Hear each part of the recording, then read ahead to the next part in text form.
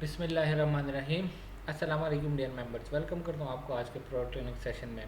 मैं हूँ Rashid Munir, product trainer trends international Pakistan head office से। डियर मेंबर्स, आज जो हम टॉपिक डिस्कस करने जा रहे हैं वो है डीचू फ्रूट एंड वेजिटेबल्स क्लीनर।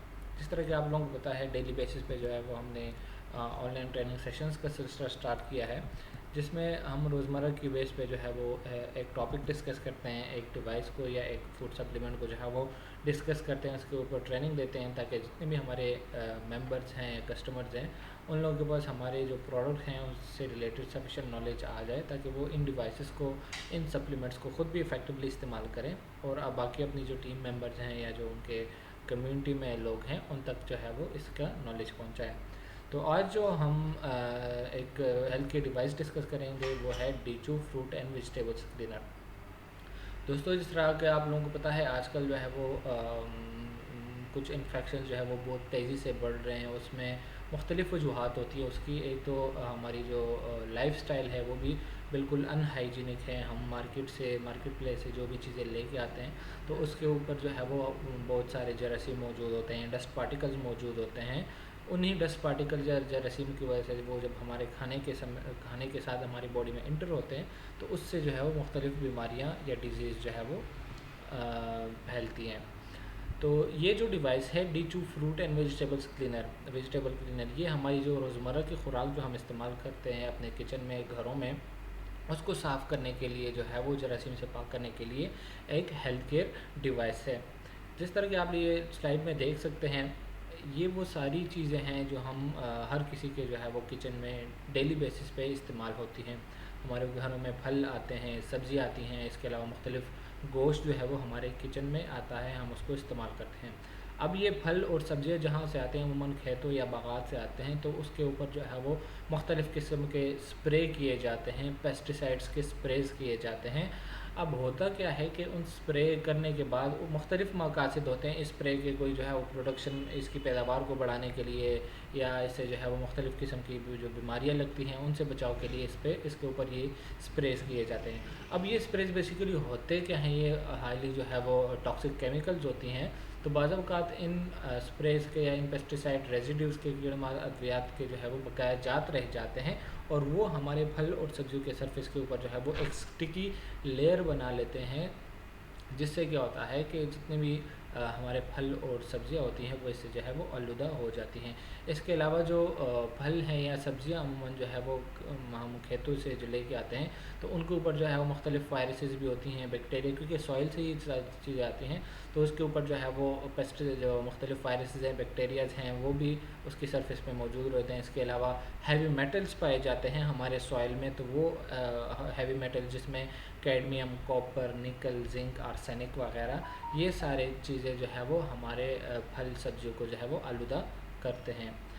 अब जब ये सारी चीज़ें हम इस्तेमाल करते हैं उसको जो है वो, तो ये पेस्टिसाइड रेजिड्यूज समेत या मुख्तलिफ़ वायरसेस और बैक्टीरिया समेत जो है वो हमारी बॉडी के अंदर जा रहे होते हैं और हमारी बॉडी में ये फिर मुख्तलिफ़ जो ऑर्गन्स हैं, मुख्तलिफ़ सिस्टम्स हैं, उनको डैमेज करते हैं, हमारे स्टमक और लिवर को डैमेज करते हैं। इसके अलावा हमारा जो इम्यून सिस्टम है उसको जो है वो डैमेज करते हैं, मुदाफ़ित निज़ाम को नुकसान पहुँचाते हैं। क्योंकि यही सारी चीज़ें जब हमारी बॉडी के अंदर जाती है तो हमारा जो इम्यून सिस्टम है वो एक्टिवेट हो जाता है।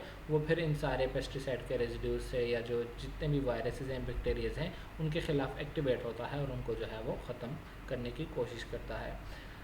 अब जो तरीके जो मेथड्स हम अमूमन ट्रेडिशनल तरीके इन चीज़ों को साफ़ करने के लिए इस्तेमाल करते हैं तो वो सारे जो है वो इफ़ेक्टिव नहीं होते। जिस तरह हमारा पहला तरीका जो सब लोग इस्तेमाल करते हैं, क्लीनिंग विद वाटर। अक्सर फल सब्ज़ी जब हम लेके आते हैं तो उसको सिंपल पानी से जो है वो धोते हैं। अब इससे होता क्या है कि जो पेस्टिसाइड के रेजिड्यूज है, कीड़े मार अद्वियात के बकाया जात है, वो एक स्टिकी लेयर बनाते हैं फल सब्ज़ी के सरफेस के ऊपर, जो अमूमन सिंपल पानी से जो है वो नहीं जाता। इसके अलावा जो दूसरा मेथड है रिमूविंग पील, अक्सर आप लोगों ने सुना होगा या देखा भी होगा, लोग जो है वो छिलका उतारते हैं। जिस तरह सेब से अक्सर लोग छिलका उतारते हैं, तो इससे भी क्या होता है, इससे न्यूट्रिशन लॉस होता है। हमारे स्किन में मुख्तलिफ जो फल हैं उसकी स्किन में वाफर मकदार में जो है वो न्यूट्रिएंट्स पाए जाते हैं। जिस तरह अगर हम एक सेब की मिसाल लें, एप्पल की मिसाल लें, तो उसमें अगर let suppose 100 milligram of vitamin C होता है तो उसके स्किन उतारने के बाद जो है वो इसमें सिर्फ और सिर्फ 20 मिलीग्राम ऑफ विटामिन सी रह जाता है। इसका मतलब है कि हम जो है वो 80 मिलीग्राम विटामिन सी को ज़ाया कर रहे हैं।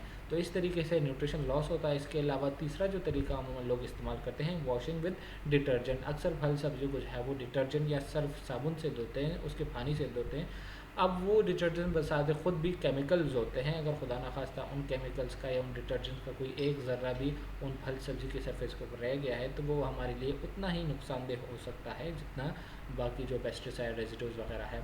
इसके अलावा जो चौथा तरीका अक्सर लोग इस्तेमाल करते हैं, हाई टेम्परेचर प्रोसेसिंग का। अक्सर लोग जो है वो गोश्त को या सब्जियों को जो है वो ज़्यादा दर्ज हरारत पर उबालते हैं ताकि उसमें जो मौजूद मुख्तलिफ वायरसेस हैं, बैक्टीरियाज है या जो भी जरासीम है वो मर जाए।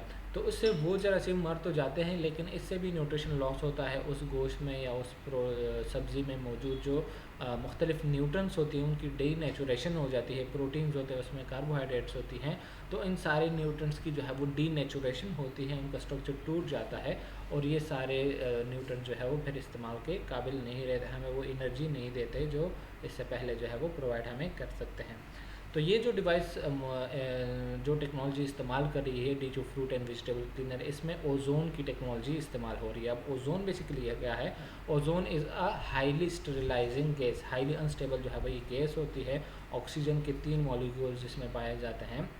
अब ऑक्सीजन की 3 मॉलिक्यूल की खुसूसियत क्या होती है कि ये हाईली अनस्टेबल होती है। इसमें जो है वो चीज़ों को स्टेरिलाइज करने की या साफ़ करने की जो है वो सलाहियत पाई जाती है।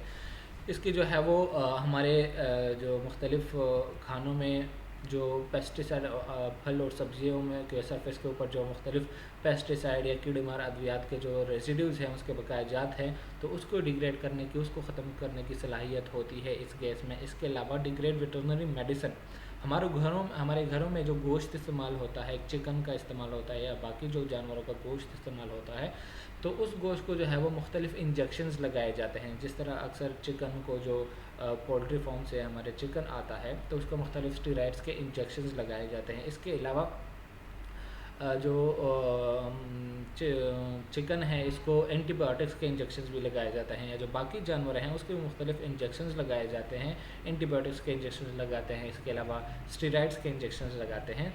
अब होता क्या है कि वो इस्तेमाल के बाद जो है वो उन जो इंजेक्शंस के जो बकाया जात है या वेटरनरी मेडिसिन जानवरों को जो दवाइयाँ दी जाती हैं उसके बकाया जात जो है वो काफ़ी अरसे तक जो है वो काफ़ी देर तक उस गोश्त में मौजूद रहते हैं। और यही गोश्त जब हम इस्तेमाल करते हैं खाने में तो वो सारे वेटरनरी मेडिसिन जो है वो हमारी बॉडी के अंदर भी जा रहे होते हैं, तो वो भी हमारे लिए नुकसानदेह हैं।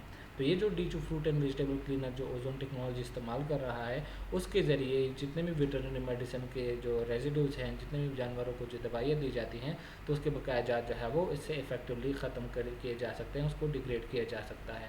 इसके अलावा remove toxic metals, heavy metals जो अक्सर फल सब्जी के सरफेस के ऊपर या जो हम मुख्तलिफ घरों में यूटेंसिल इस्तेमाल करते हैं उसके सरफेस के ऊपर भी अमूमन मुख्तलिफ हैवी मेटल्स होते हैं, तो वो रिमूव करने की सलाहियत है इसमें। इसके अलावा स्टेरिलाइजेशन का फंक्शन परफॉर्म, स्टेरिलाइजेशन बेसिकली कहते हैं जरासीम कुश या जरासीम के मारने के अमल को स्टेरिलाइजेशन कहते हैं। तो इस केस में हाईली जो ओजोन गैस है इसका स्टेरिलाइजेशन फंक्शन भी है। जितने भी वायरसेस हैं, बैक्टीरियाज हैं, चाहे वो फल सब्जी के ऊपर सरफेस के ऊपर हैं या जो भी चीज़ें हम इससे पाक करना चाहें, तो उसमें मौजूद जितने भी वायरसेस हैं, बैक्टीरियाज हैं, उसको जो है वो ख़त्म किया जा सकता है।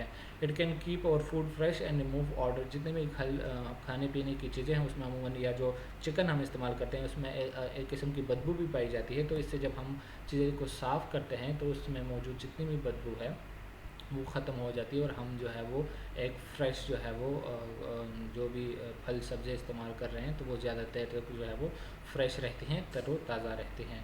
तो ये थी हमारी आज की डिवाइस डीचो फ्रूट एंड वेजिटेबल क्लीनर, जिसमें हमने डिस्कस किया कि ओजोन गैस के ज़रिए, ओजोन टेक्नोलॉजी के ज़रिए जो है वो इसमें मुख्तलिफ जितने भी हमारे फल सब्जियों के सरफेस के ऊपर पेस्टिसाइड के रेजिड्यूज़ हैं, जानवरों में जो दवाइयाँ दी जाती हैं उसके असरात को ख़त्म करने की सलाहियत है। इसके अलावा जरासीम कुश इसका फंक्शन है।